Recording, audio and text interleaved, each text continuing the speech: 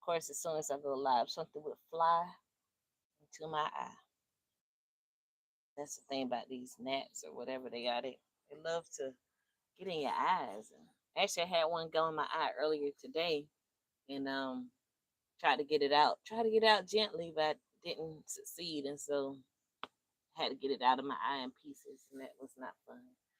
But good morning, everybody. This is attorney Veronica McClendon here in the great state of Georgia. I am the owner and CEO of McClendon Law and Consulting, and I have been coming on here these past few mornings with the goal of just connecting with people, talking with people if they're here. I'm going to see if I can figure out how to show my chat so that when y'all do come, I will know that y'all are here. So let me know when you log in and you see me talking, say hello. Let me know what brings you here this morning. If you just rolling by, scrolling by, and you just say, "Let me stop and see what this lady talking about." Welcome to my channel. I've been doing these morning talks, and I'm just coming on here and just speaking what's on my heart, what comes on my heart as I do my walk and as I wake up for the day. Ideally, I'd be waking up a lot earlier so that I can have more time to do this, but we're working on it. We're working on it one step at a time. In the process of developing better routines, that's my goal, is to get routines to help my day to get going the way that I want them to go. And y'all are joining me as part of my routine now. So y'all saw my title for this video, for this live stream, is it's never too late to pivot, or it's not too late to pivot. I know one of my coaches, he says there is a day when it might be too late. Like when you are on your deathbed, or you are, something happens in life. Sometimes that day where it's too late, that day does come. Everybody's gonna have that day where it's too late to do anything different. What's done is done.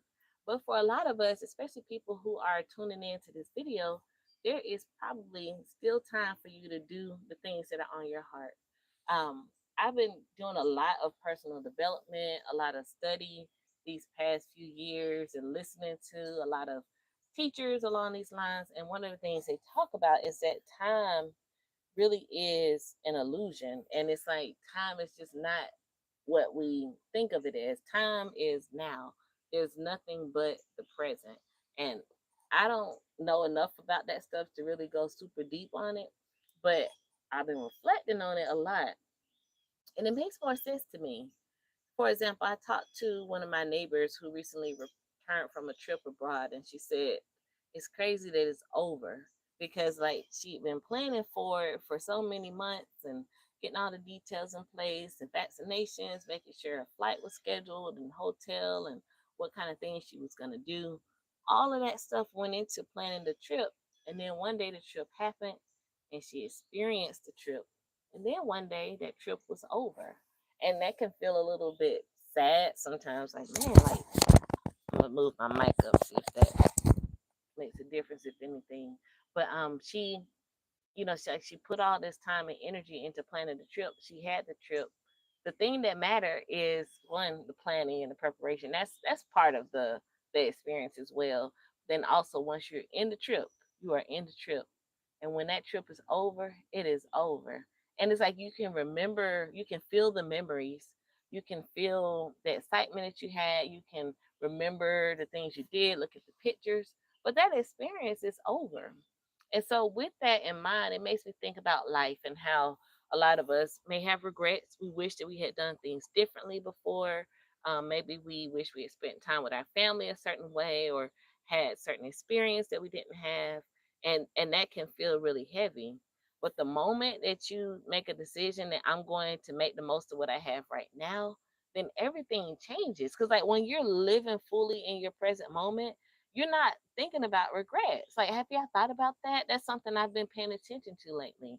When you are having a great time with your family, your friends, and you're like really into it, until you like calm down and just start reflecting, that's the only time that you really are have an opportunity to think about what I wish I had done and what I didn't do, and I wish I had more time. Like all of that stuff that comes up when you're like in your down times. But when you're in the moment doing the thing you love, you don't think about those regrets.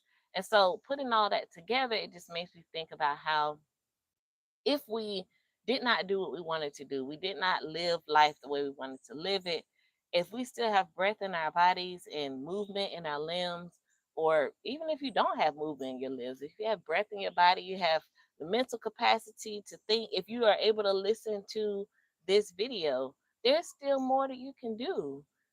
You may not be able to do all the things you wanted to do. So, like if you are now have mobility issues and you always wanted to hike to Machu Picchu, you might not be able to do that, but maybe you could sponsor somebody to go, and then they go and they tell you about it and show you the pictures and you relive it through them. I don't know. That's just a thought.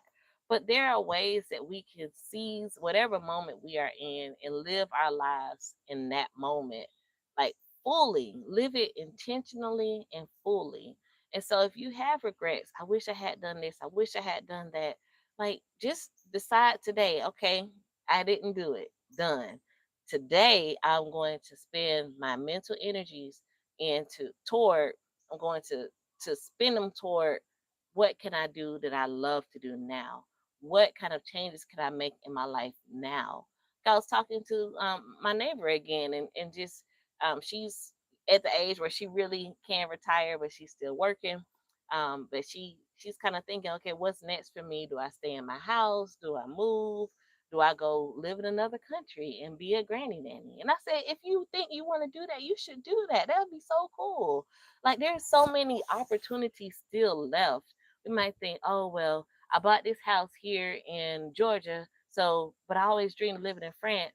You actually could decide you want to sell that house in Georgia and then use the money to go live in a smaller house in France. I don't know what's going on in your life, but there are ways to do the things that are in our heart. So I just want to just put that seed out there that if there's something that you've always wanted to do, if there's a way that you're living your life that you aren't really in love with anymore, you can make a change. There are people who, and I'm not advocating for any of this, but you have to do what's best for you. There are people who end marriages. There are people who move across the world. There are people who quit their job and open a coffee shop. There are people who become an artist. Like there are things that in your heart that if you desire to do them, you can make the change like now. It take little steps toward it if you're not ready to make a big leap. So that's what I am doing right now, just really reflecting on my life and seeing there are a lot of great things about my life that I would not change. But then there are other ways that I'm living my life that don't allow me to enjoy the life that I have in a sense, because I my brain is always thinking about these different things. And so my practice right now is how do I get these thoughts out of my head and like be more present so that I'm not just ruminating on different things, but I'm actually experiencing my life in a way that I want to experience it. So I wanted to come on here and share this little thought that it's not too late to pivot. If that's something that you feel that you desire to do, you can pivot. And I'm thinking about my families who own heirs property. I got to bring it back to heirs property or estate planning. There are a lot of clients that I work with who have a dream of returning back to the family land. And so they need to get title cleared up. They need to work with their family and come up with the plan for how they want to use the land so that they can get their little plot and put their trailer on it or build them a house on it, whatever it is they want to do, move into the family house and get it redone. Like, here's an idea. Let's say you got the family house and it's like a historic house, and you go in there, you get it um, remodeled or whatever we call it when we restore a historic home. You go and you get it restored, and then you say, I want to live in it part time, and the other part of the time I want to travel. And while I'm travel, I'm gonna Airbnb this thing. And the family as a whole can make money. Because you could say, in this, I want y'all to do right by y'all family. So if you go live in a family house, you need to pay rent to the family. But y'all can create an LLC. Y'all can put the land and the house in the LLC. The person lives in it most of the time. They're the caretaker. They make sure everything's good with it. They pay rent to the family. They go travel, and then the family can Airbnb it while they're away. And that way, the family continues to generate income from this family property. Just an idea, like for someone who has, maybe you live in a big city and you work in a job that you had a fulfilling career, you're ready to retire, and you can get your retirement together and decide you're going to downgrade, downsize your house, not downgrade, downsize your home, downsize everything you own, and move onto this family property and make that your project for the next 5 to 10 years. That I'm gonna restore the family home. I'm gonna bring it back to its finest, um, the finest that it's ever been, and I'm going to use it for my residence or Airbnb or writer's retreat. That's something that I think about a lot. Like I kind of feel like I would like to go to some beautiful house somewhere in on somebody's land where they got a lake or something like that, and go and write something. I don't know what I write, but go write something. Just kind of just thinking about different ideas and stuff like that. But I just wanted to put that little bug in your ear. It's the things that I'm thinking about this morning. Just how can I pivot? It doesn't have to be like this huge life changing pivot. I'm not trying to disrupt my life altogether, but there's some ways that I think if I were to approach my day differently, approach the way I see my work differently, that I would get more out of life. I'd be less like on and less focused on so many other things, and I can just be fully present with my husband, my children, when I'm with my parents or my brother and my sisters.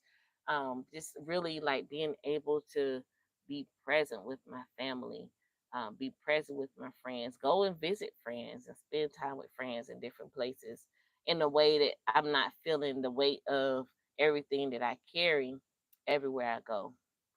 So practicing presence, being focused, being intentional, and really getting more out of life. That's what I wanted to just put with y'all today. So thank you so much for tuning in. Again, it's attorney Veronica McClendon, the owner and CEO of McClendon Law and Consulting located in the state of Georgia.